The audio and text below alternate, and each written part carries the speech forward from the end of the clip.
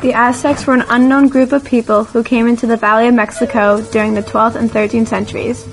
This would rise to become the greatest power in the Americas by the 16th century.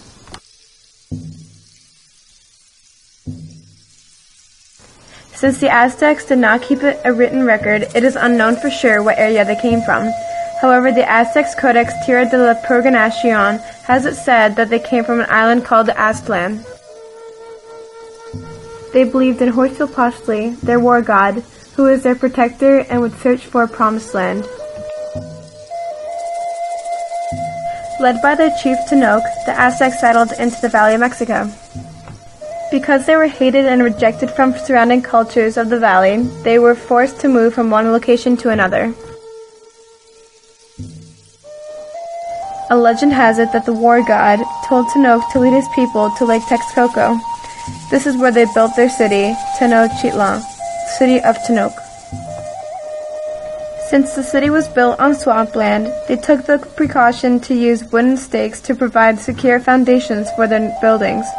Even though they spent their time with these extra precautions, larger temples and palaces would often sink below ground level.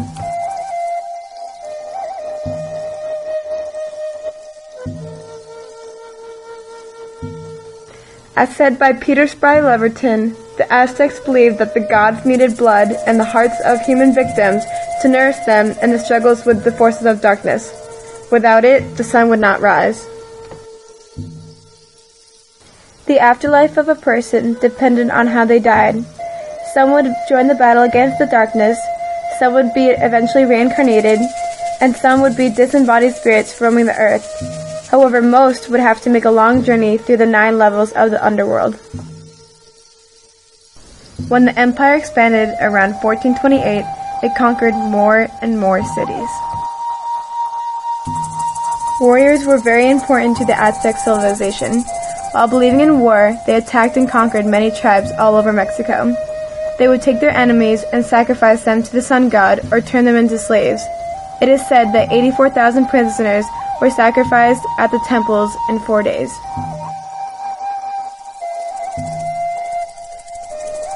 Religion played a huge role into the family life. Marriages were arranged by parents. The parents would have to talk to religious leaders and discuss the signs that both of the children had been born under. The wedding day, of course, was chosen for similar religious reasons. A husband may have more than one wife, but only his primary wife would actually go through the ceremony. The husband was supposed to treat all wives equally in daily life. The men would most likely become a warrior because that was the most glorified occupation, although there were many other occupations such as a farmer, priest, and a doctor. Men were considered the head of the household. However, women often were able to run business out of their homes and had a lot of influence in the family and raising children. Adultery was a crime, and the punishment could be death. Divorce could be presented by either gender and was allowed within certain cases. Their property would be divided equally.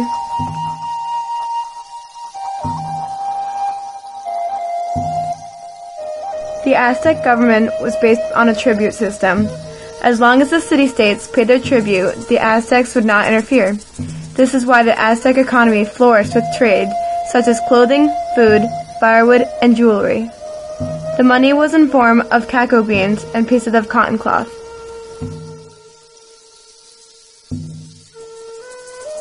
The Aztec Empire was one of the first places to have mandatory education for everyone. Other countries had mandatory education, but only for the upper classes. This allowed everyone an equal and fair right to attend school. This is also very similar to our education system today. The Aztecs were first to create an intricate system of roads for people to travel by foot from place to place. These roads were originally made for messages to be sent regularly to distant towns by couriers who ran these paths. Every 6 to 9 miles, a rest station was built where people could eat and sleep. This system is very similar to the system we have today at rest stops on the highway. One can only wonder if we would still have the system if the Aztecs did not exist. The Aztecs played a huge role into our knowledge and use of medicine today. They practiced advanced medicine and used a passion flower that would prevent muscle spasms and relax muscles. This was very helpful in surgeries at this time. Today, the passion flower is used as an herbal remedy to help with insomnia, epilepsy, and high blood pressure. Also, the Aztecs discovered the use of splints for broken bones. The Aztecs also contribute to the sport games that we play today. They created a game called Tilichi, which is similar to basketball, volleyball, and football combined.